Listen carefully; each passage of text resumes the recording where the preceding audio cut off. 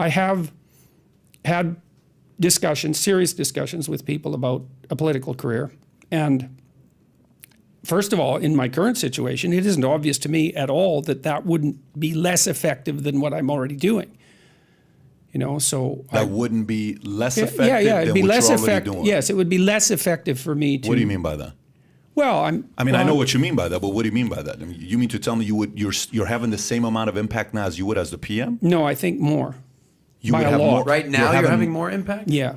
Yeah. Look, those are hard jobs, and and you get boxed in very quickly, and they're also brutal jobs, and it isn't obvious to me that I have the stomach for it. I don't really like fights. In fact, I don't like them at all. Part of the reason that I said what I said back in 2016 when I first stood up and voiced opposition to what the universities were doing and also what my government was doing was because I could see where that was going. I could see that it was going to generate conflict of all sorts. I knew, for example, that all this pronoun foolishness was going to confuse thousands, particularly of young women, because there's a very large clinical history of that sort of thing happening for 350 years. So that's detailed in a book called The History of the Unconscious, which is a great book by a man named Henry Ellenberger, who wrote the best book on the history of psychoanalytic thinking. And so I knew that. In any case, part of the reason I spoke up, and this was a hallmark of my clinical practice and also of the manner in which my family was organized, is like, we're going to have that fight right now.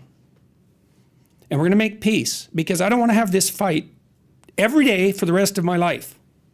And so it's going to be a pain to fight through it, because it's always a pain to fight through a conflict.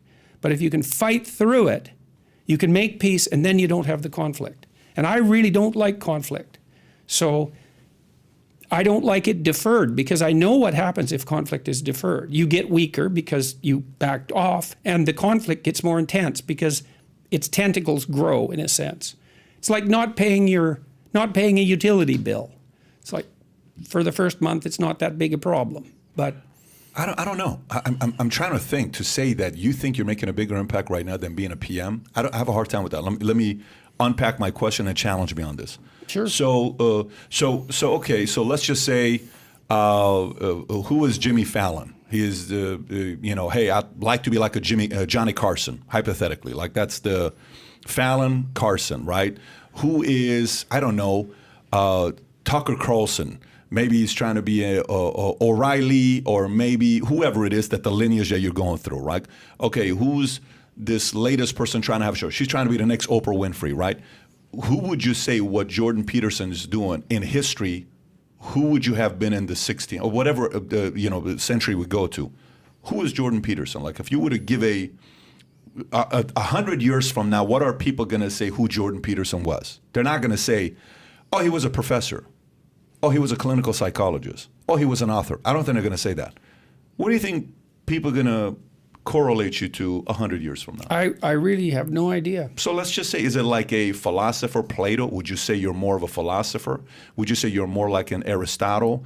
Do you see yourself more as that? Do you see yourself as, look, I'm just somebody that's sharing my thoughts and my life experiences, and it's impacting people's lives? I think I'm a clinical psychologist. Okay, so that's kind of how you see yourself. Yeah. Okay. And there's a lineage of great clinical psychologists. I'm not saying that I'm in that lineage, but I would say that people who are the most similar to me are people like, well, Carl Rogers might be an example. Okay. I mean, he didn't have the same social media platform, Sure. but of course no one did. But that's how I see myself intellectually, really as a psychologist, as a clinical psychologist. Okay. And I think that the work I'm doing on my lecture tour is a hybrid of being a professor and being a clinical psychologist.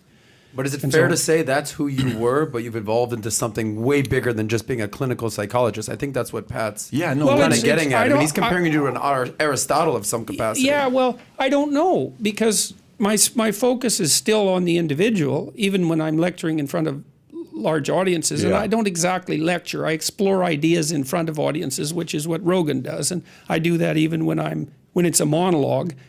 You know, and you think, well, how can you be exploring ideas with the audience when it's a monologue? And the answer is, well, you're attending to the audience. You're watching them to see if they understand and if they're nodding and what they're responding to. Like, there's a dynamism about it, but it's all focused on the individual.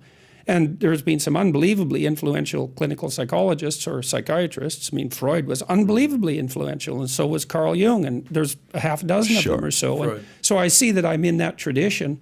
Now, the fact that this information now can be disseminated in audio form and video form makes the playing field radically different. And so I was also a very early adopter of those technologies. So when I blew up, let's say, it happened overnight. It's not exactly, like, because most of these things don't happen exactly overnight. It takes 20 years to blow up. I get that concept. The first doublings are invisible, right? Yeah, but that live outside of the university. Yeah, well, that was that's. Listen, everybody's like, who is this guy? Yeah. He's right. He makes sense. So that was a concept of. Sure, there was a tipping point there. That was when there was a free speech rally outside my office at the University of Toronto. It wasn't organized by me, but I was invited to speak, as was anyone who wanted to speak, by the way, at that event. And then a bunch of radical types tried to shut it down with white noise, and they were very annoying. And some of them were clearly psychopathic. Some of the people, I watched them because I have a pretty good eye for that. And some of the men that came out, they were bad actors. In any case, I got shanghaied on the way back into my office by these hypothetically trans activists, mostly young people. What do you mean shanghaied? Well, they just surrounded me. Got it. You know, that's all I mean. Ganged up on. Well, kind of. They were disrespectful, which I wasn't very thrilled about, because I think that it's not a good students. If students are being disrespectful to professors, something's wrong. That's not what happens at a university. I had no tolerance for that in my classes. If you were out of line, you were more than welcome to leave now. And that didn't mean you couldn't challenge me intellectually. That was absolutely fine. If you had a smart question, you were paying attention. I didn't care what your opinion was, but you know, maybe when you're a junior high teacher or an elementary school teacher, you have to put up with misbehavior. As a professor, I put up with like zero misbehavior, no misbehavior. We're adults. We're not doing that at all. Did you set the tone for that day one in the first class? Like, this is how I roll. Yeah, I never had trouble with students in my classes. Well, a handful of students would pretty much always leave the first lecture I gave, particularly my personality class, because a lot of them didn't know who I was. In my smaller classes, people already knew who I was, so that never happened. But in my personality class, there'd always be 6 or 7 people in the first lecture who'd make a show of leaving. And it was because of the tone I set, which was, don't muck about in this class at all. You're here to listen or not. You can leave if you don't want to listen, but this is a serious endeavor. Any case, these students surrounded me, and they filmed it, and then they put it online. And the object was to discredit me, but that didn't work. But the reason it didn't work, in part, and this is why this wasn't only overnight, was I already had 100 hours of lectures on YouTube. And I basically recorded everything I ever said to students in any professional capacity. And what I said in my classes was exactly the same as what I said when I wasn't in my classes. So there's no show there. And so people came to look to see what was going on. They came to my YouTube channel. And it had like 35,000, 50,000 subscribers at that point, which wasn't none, especially that early on in YouTube development. And they found out that what I was saying was not only completely unlike what I was accused of saying, but it was exactly the opposite, partly because, you know, I was accused of being this radical right-wing figure. And I'd lectured about the evils of National Socialism at Harvard and at the University of Toronto for like 20 years. So the idea that I was somehow radically right-wing was not only a lie. There's lies where you bend the truth, right? That's one kind of lie. I think what those lectures did is a way for people to not be able to taint your name by saying, I actually like what this guy has to say. 35,000 subscribers is not a lot of subscribers. No. But this is where I'm going with this. So you're saying you see yourself as a clinical psychologist, right? Okay, great. You know, sometimes the challenge I have is the following. Like, I sit down and say, why is he still in Canada? Maybe there's bigger aspirations to stay in Canada because he loves his country and he'd like to see Canada become the country that he chose to live when he was a kid growing up, and he's got memories, mom, dad, family, all this stuff. So maybe to him, because some people don't want to leave a country because they want to make a political contribution to that country. Some people are like, listen, what country is going to give me the best tax benefits and freedom? I'm going to go there. I'm totally cool. I'm going to go to Singapore. I'll do my Bitcoins. I'll go to Puerto Rico, pay 4% on taxes. This is what I'm going to be doing, right? You seem like a very deep guy. Here's where I go with this. In my life, I've experienced a lot of weird things. Iran, war, divorce, parents, politics, military, all this weird things out of business. You've seen coming up and, hey, we're so supportive of you. We want to see you win, Patrick. And then I start kind of getting big, and all of a sudden we're getting big. It's like, well, we don't like you anymore. What happened? You liked me when I was small. You don't like me when I'm big. I'm the same person. What's the problem here, right? Here's what I've noticed.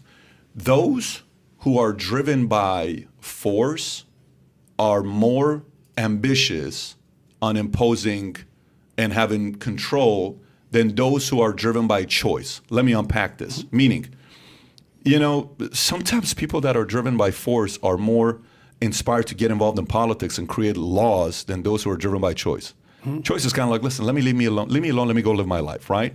But I think sometimes it's kind of like, you made this one example, who made this example? Somebody was on yesterday saying, look, the way I look at foreign relations, Mike Ritland, is if I go to a bar and if a fight's breaking into a bar and I go in there, no matter what, if I go in there and fight, I'm going to piss off one side. Whether if I defend the girl or the guy, someone's going to be upset with me because I chose to fight, right? It says America's kind of like that. You're getting into a lot of these fights and you're getting involved in these. There's a fight going on in your country right now, yours. And people are still listening to this guy. He's still got influence. And you got, these truckers that are coming out there and saying, listen, man, you can't make us do this. This 5,500 mile America this. You want us to get vaccinated. You want us to, we don't want to do it. We want this freedom. Don't you think, this may be a good time for you to throw your name in the, and say, hey, you know what? I'm going to go, and here's why. Because I think 100 years from now, when we sit here and talk about who was the main philosopher when Lincoln was president, only people in that world are going to know who that person is, but everyone's going to know who Lincoln is and what Lincoln did and the impact he made, right? Do I think his life was a peaceful life? If you've read about Lincoln and his marriage and that one friend he would travel with, and when you go to Smithsonian and they show the evolution of how much he aged, it's a lot of burden on what this guy went through, right? But he was chosen and he was the right guy for it. You don't at all feel like, No, it's again, I think I can detail out some of the reasons. Sure. I think I'm more effective doing what I'm doing. Well, I'm working with a lot of political people in the United States, both on the Republican and the Democrat side, all the time. And I couldn't do that if I was involved formally and technically in politics in Canada. I'm working with a bunch of people in the UK as well. And I'm working with people in Canada. It's just more effective for me to do what I'm doing. I don't know about that. I don't know. Well, I can give you an example with the truckers, Yeah. So, and a couple of examples. Sure. So, a week and a half ago, the former premier of Newfoundland, so equivalent of the governor of a state, he was the premier in the 1980s. And he was one of the drafters of the Canadian Charter of Rights. So he actually wrote it with a bunch of other people, but he was one of them. And he's a mainstream, solidly admired politician across the spectrum, regarded as a decent guy. Mm-hmm. And he mounted a constitutional challenge to the vaccine mandates, announced it a week ago, stating that, they put an emergency provision in the charter saying that under certain emergency conditions, true emergencies, that charter rights could be suspended in the case of a national emergency. But he's not convinced in the least that the COVID epidemic, even at its height, constituted such an emergency. He said that was not the intent of the drafters and certainly doesn't constitute that emergency now. And so he talked me through this, and I thought, well, isn't this interesting? We have a person who actually drafted the Charter of Rights saying that and a former premier of a major province saying that the government is acting in an essentially unconstitutional manner.